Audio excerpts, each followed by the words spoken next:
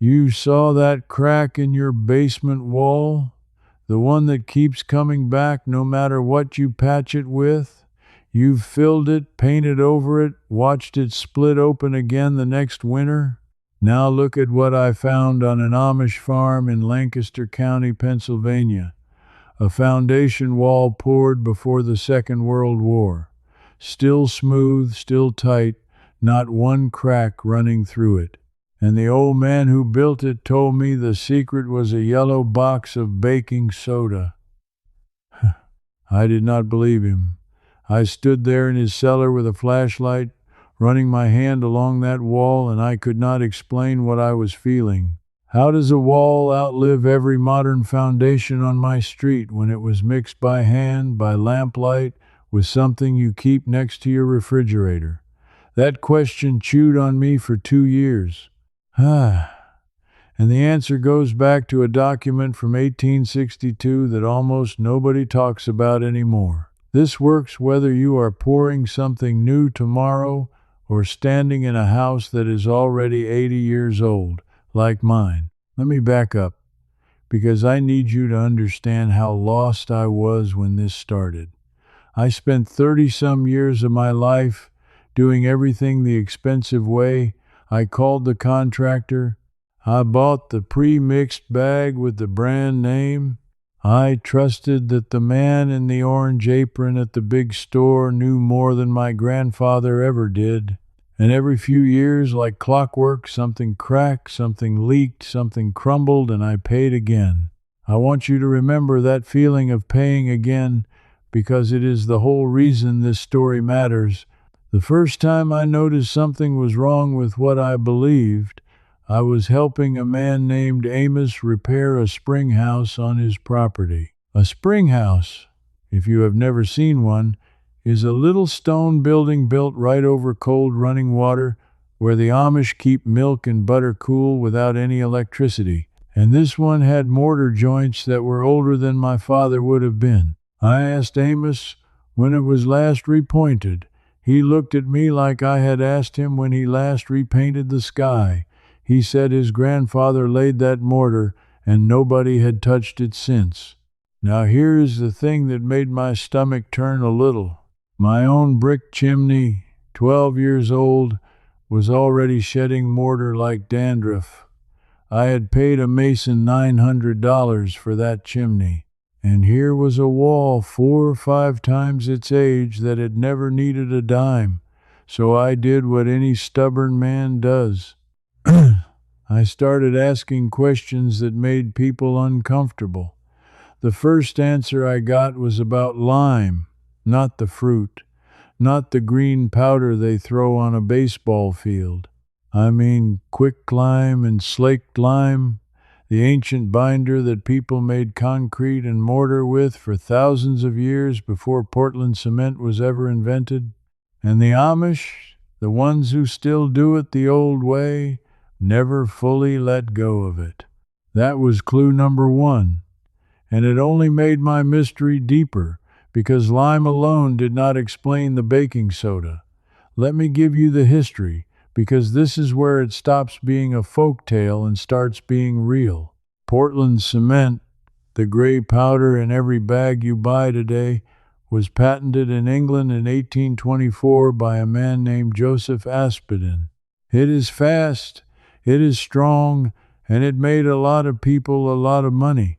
But here is what they do not put on the bag. Portland cement is brittle. It is rigid. When the ground shifts, when the temperature swings, when your house settles a hair, that rigid material has almost no give, so it cracks. Lime mortar is the opposite.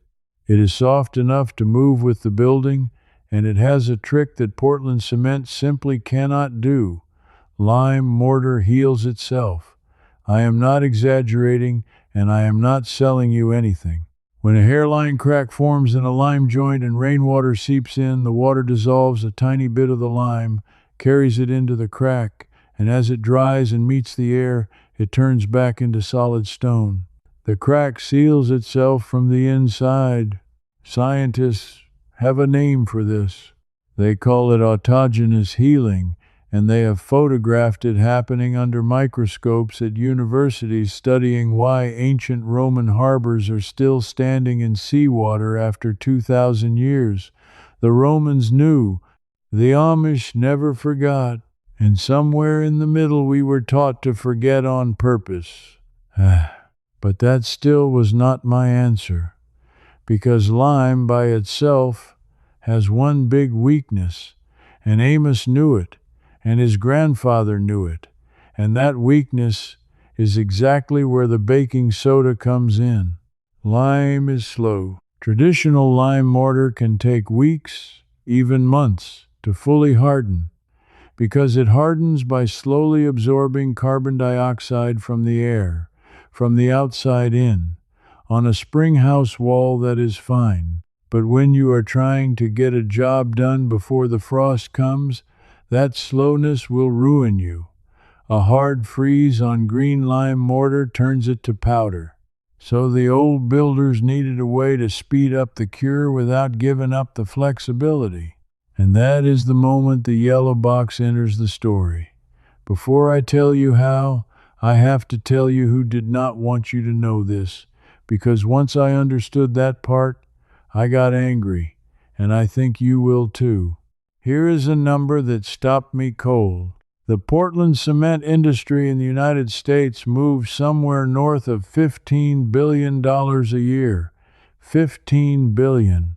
Every cracked foundation, every crumbling chimney, every driveway that spalls apart after 5 winters is not a bug in their world.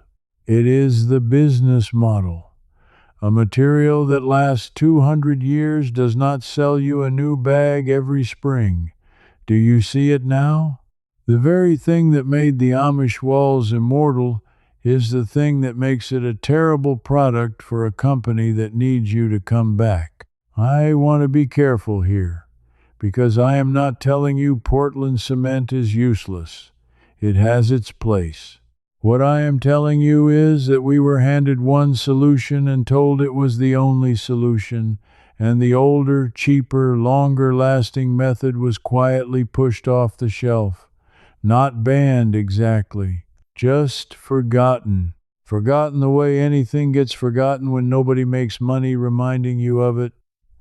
And the men who profit from your forgetting are counting on you never reading what I am about to read to you. In 1862, the United States Department of Agriculture was formed, and in the decades that followed, the government printed farmers' bulletins, plain little booklets mailed to rural families, teaching them how to build and mix and repair with what they had on hand. I found references to these bulletins describing lime mortars and the additives country builders used to control how they set. These were not secrets then.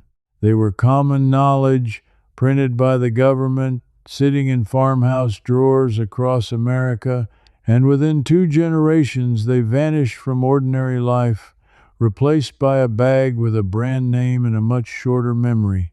So here is what baking soda actually does, and why the old Amish builders swore by it. Baking soda is sodium bicarbonate.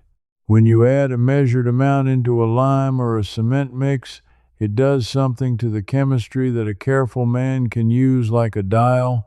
It reacts with the mix and helps the material set faster and firmer in its early hours, the dangerous hours when a wall is soft and a frost can kill it. It gave those builders speed without stealing the flexibility that made lime immortal. A pinch was a tool. Amos told me his grandfather kept a tin of it in the mixing shed and treated it like salt in cooking, a little at a time, by feel, by experience passed down hand to hand, and that was the piece nobody in my modern world had ever told me. Not the contractor, not the orange apron, not one home improvement show in 20 years. I had to hear it in a cellar in Pennsylvania from a man who does not own a television. And that is where my central mystery got its teeth. Because if this is real, if a box of baking soda can help a wall stand for a century, then why does every bag of modern patching compound I have ever bought fail in 5 years? Why did nobody teach me this? Who decided I should pay again and again for something my great-grandfather could have fixed once for pennies with a box from the pantry? I was determined to find out, and the answer took me somewhere I did not expect. Everything I have uncovered on that journey, from that first cellar in Lancaster County all the way to the farmers' bulletins in the Roman harbors, I pulled together into a book called Amish Hacks. If you want the full system, the mixes, the ratios, the three-layer approach the old builders used, and dozens of other methods these communities have kept alive while the rest of us were paying strangers, it is all in there. There is also a deeper version called Deeper Roots that goes further into the history and the materials, and if you want everything in one place, Amish Complete has the whole collection. You can find the details in the description below. I put it together because I was tired of this knowledge living only in cellars and old farmhouses, and I wanted you to have it on your workbench. But knowing that baking soda sped up the cure only cracked the door open. It did not explain the wall, because a faster cure does not make something last 100 years. Something else was going on in that mix, and the deeper I dug, the stranger it got. Let me tell you about the second time I saw this with my own eyes, because this is when I stopped being a skeptic and started being a believer. I was at a barn raising, the kind you have heard about, where the whole community shows up and a building goes up in a day. And down at the base, where the timbers met the stone, an older Amish man was mixing mortar in a wheelbarrow.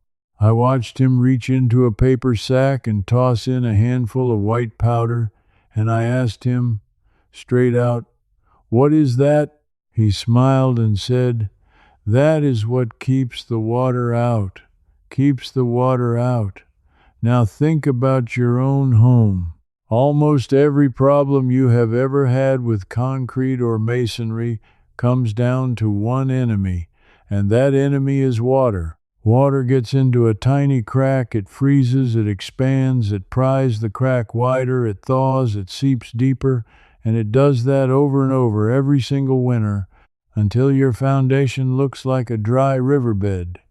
Freeze and thaw is the great destroyer. And this man was telling me that his powder handled it. Here is the science, and it is beautiful once you see it. When sodium bicarbonate interacts with the lime and the minerals in the mix and the carbon dioxide in the air, it helps drive the formation of hardened carbonate, the same stable stuff that makes seashells and limestone last for ages. It tightens the pores. It makes the finished material less thirsty, so it drinks in less water, so there is less water inside to freeze and tear it apart. The Amish did not know the chemical names. They did not need to. They knew that the wall with the powder shrugged off winters that ate the wall without it.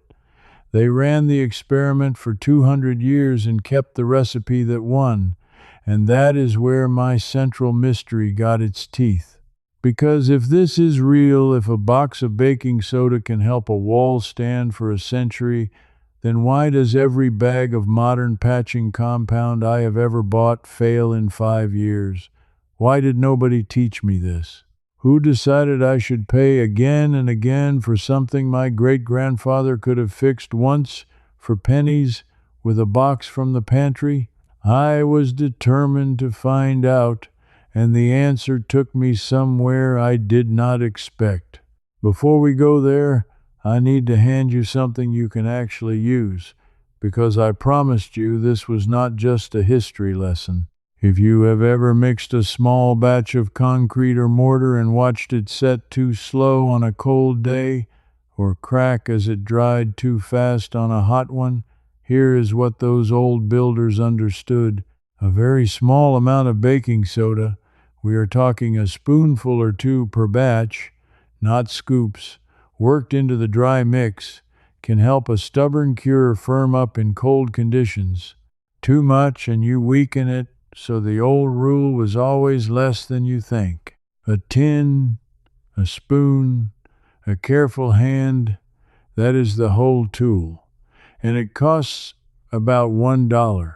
Now I told you this story was non-linear, and here is where I jump back further, because I found something older than Amos, older than the barn, older than the farmer's bulletins, and it reframed everything. The Romans. I keep coming back to them because the researchers do. In recent years, scientists at the Massachusetts Institute of Technology studied chunks of ancient Roman concrete, the kind that built harbors and domes that are still standing after 2,000 years. And they found little white specks in it that everyone had assumed were sloppy mixing. Sloppy work by the greatest builders in history. That never made sense.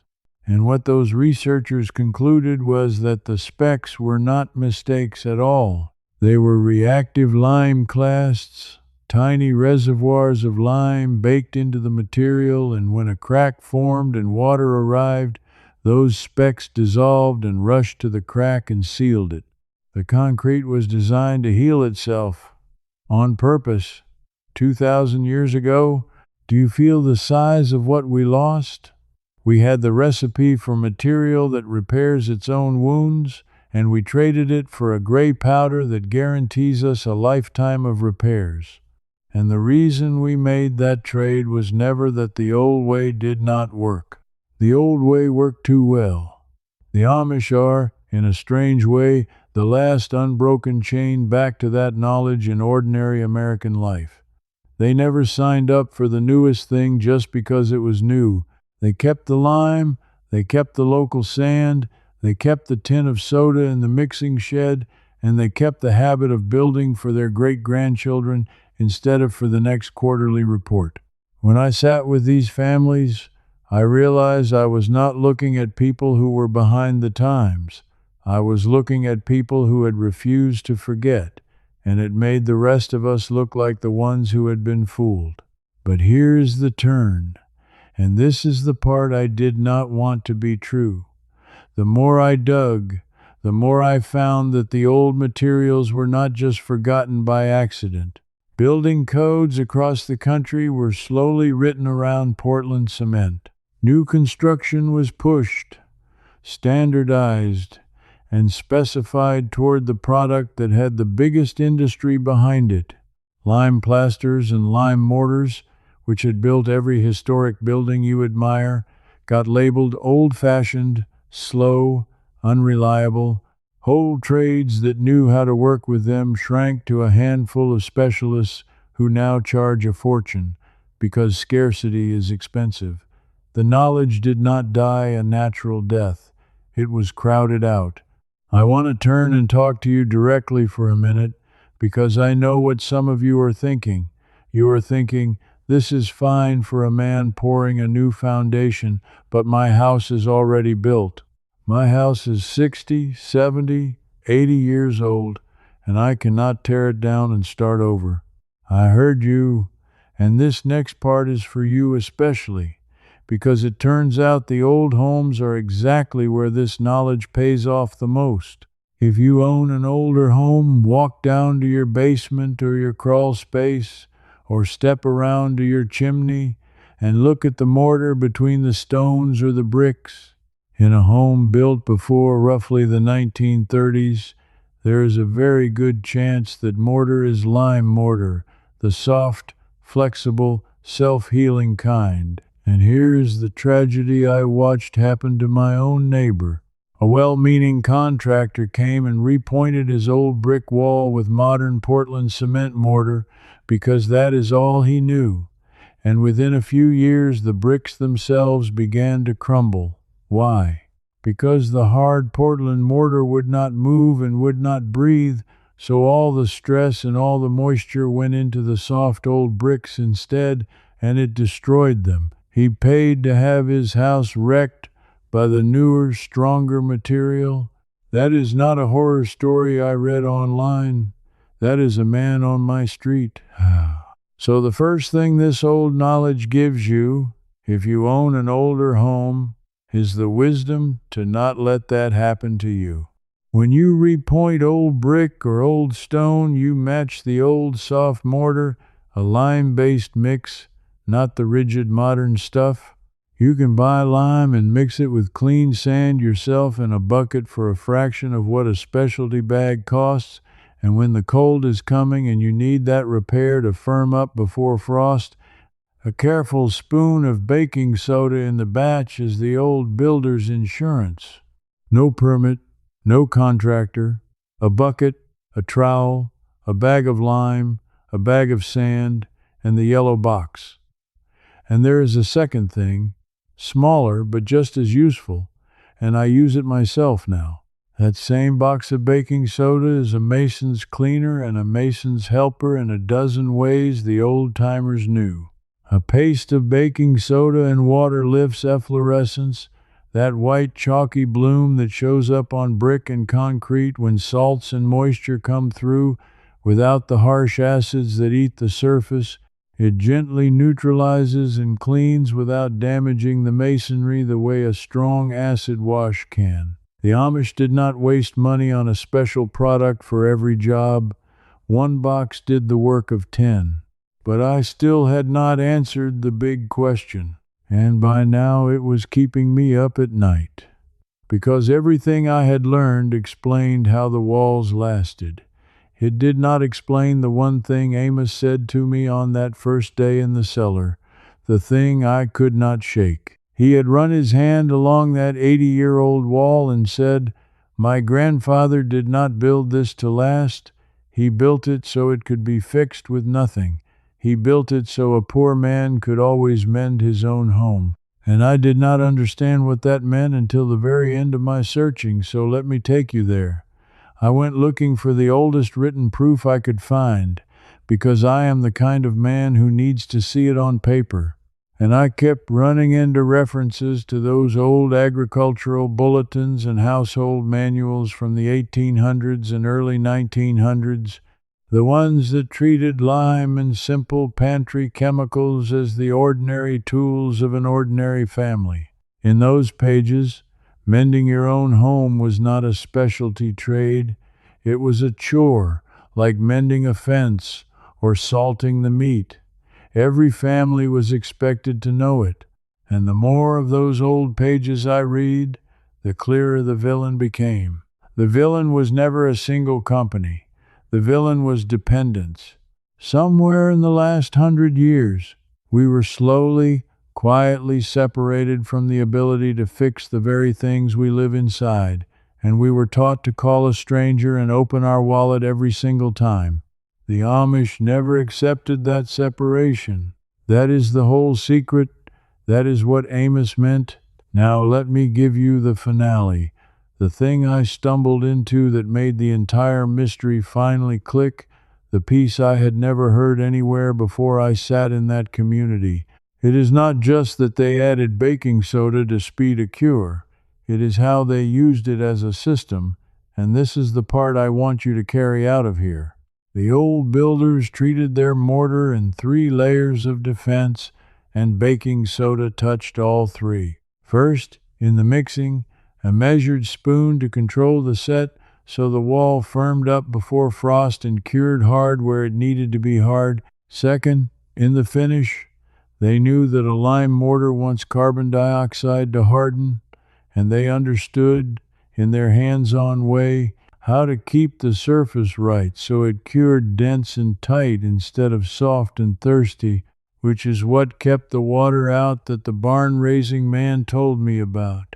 And third, in the maintenance, that same cheap box lived on the shelf for the life of the building, ready to clean, to neutralize, to help with every small mend, so that no crack ever grew into a catastrophe, because a poor man with a spoon of soda and a scoop of lime could always catch it early. That was the answer.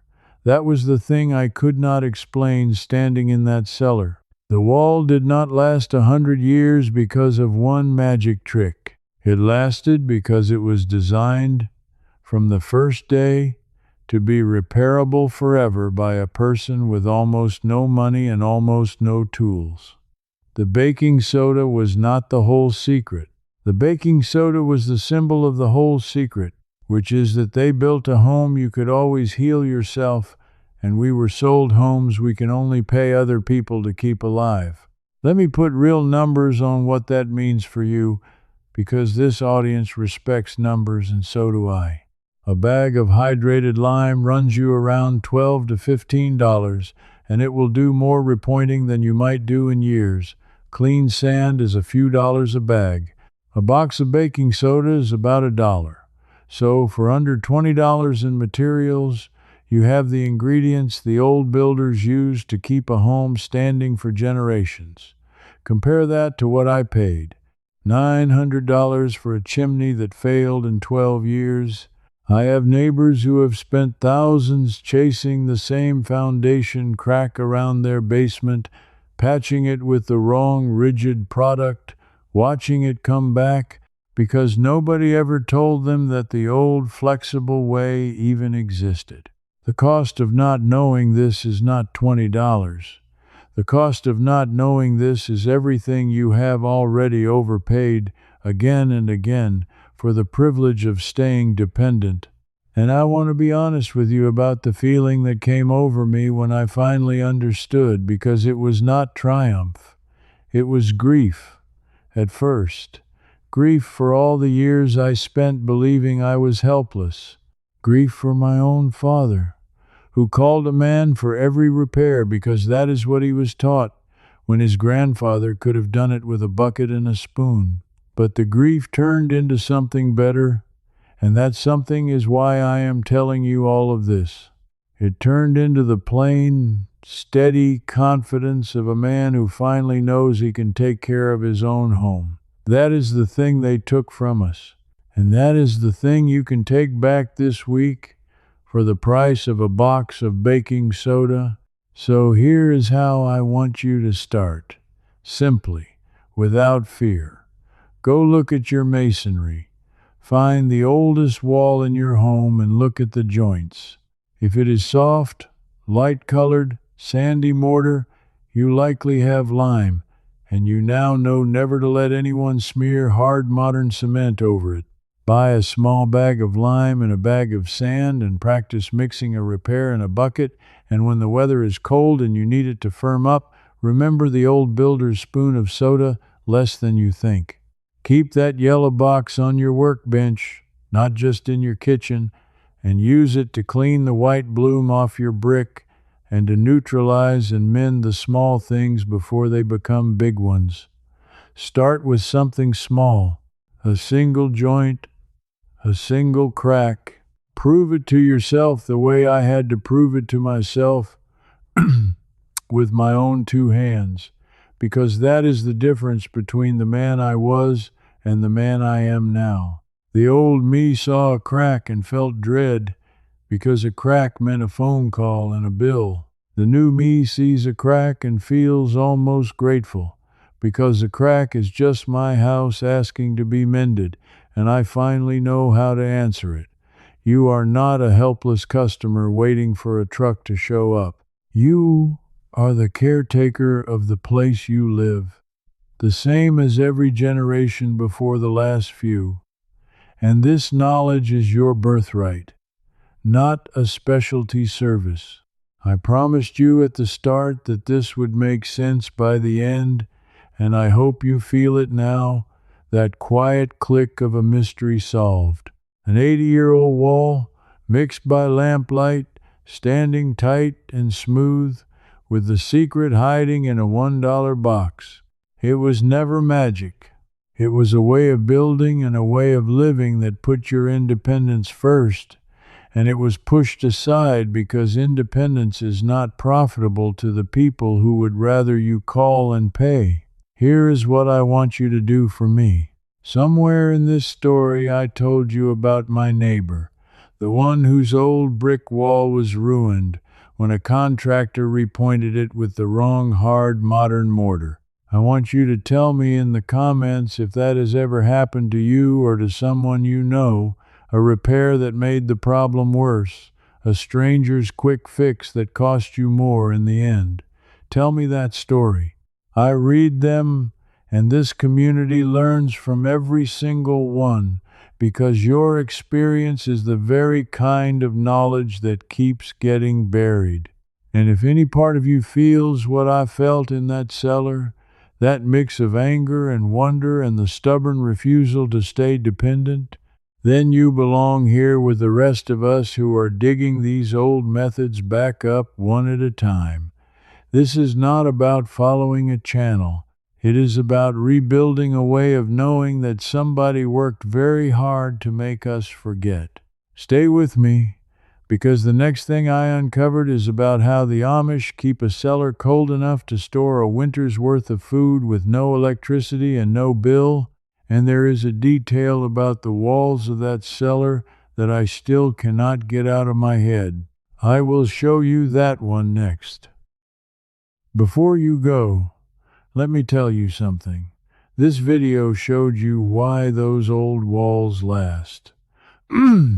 But inside the plain living circle, I walk you through every recipe by hand. And if you get stuck, ask me your own question, and a real person, me, answers you myself. You won't be doing this alone. You belong here with folks just like you. Just point your phone's camera at the code on your screen. Cancel any time, one click.